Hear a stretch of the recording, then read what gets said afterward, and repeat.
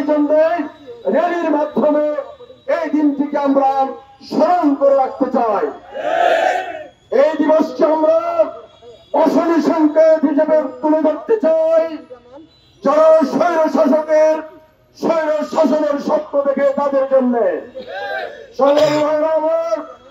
আপনারা জানেন আজকের যে কেয়ারটেকার সরকার দিবসের যে র্যালি এবং আলোচনা, এই আলোচনার তাৎপর্য রয়েছে, এই আলোচনার গুরুত্ব রয়েছে, গুরুত্ব বহন করে এই কেয়ারটেকার সরকার দিবস।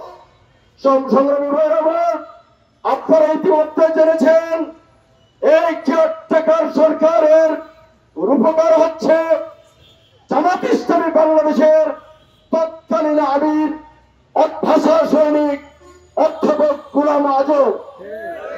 1979 সালের বাংলাদেশ জামাত ইসলামীর তৎকালীন আমির অধ্যাপক গোলাম আজম স্বৈর শাসনের হাত থেকে বাঁচার উদ্দেশ্যে, মানুষের ভোটাধিকারকে নিশ্চিত করার উদ্দেশ্যে, অবাধ সুষ্ঠ নিরপেক্ষ নির্বাচন উপহার দেওয়ার উদ্দেশ্যে তৎকালীন অধ্যাপক গোলাম আজম কেয়ারটেকার সরকারের ফর্মুলা বাংলাদেশ জামাত ইসলামীর কেন্দ্রীয় কর্ম পরিষদে উত্থাপন করেন।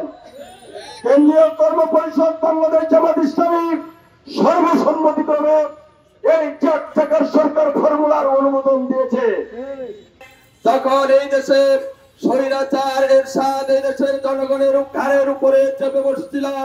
তখন এই বিল এনে এই দেশের মানুষকে একটু মুক্ত করার জন্য চেষ্টা করা হয়েছিল। সংগ্রাম করে দেশে কেয়ারটেকার সরকার প্রতিষ্ঠার মাধ্যমে নিরপেক্ষ নির্বাচন, ক্রেডিবল নির্বাচন সম্ভব হয়েছিল। কিন্তু এই দেশের পতিত স্বৈরাচারিণী শেখ হাসিনা যখন কেয়ারটেকার সরকারের মাধ্যমে আবার ক্ষমতায় এসে বসলো, তখন সংবিধান থেকে শুধু বাংলাদেশের নয় গোটা বিশ্বের জনপ্রিয় নির্বাচনকালীন কেয়ারটেকার সরকারকে গলা টিপে হত্যা করে স্বৈরাচার তন্ত্র আবারও সে কায়েম করেছিল।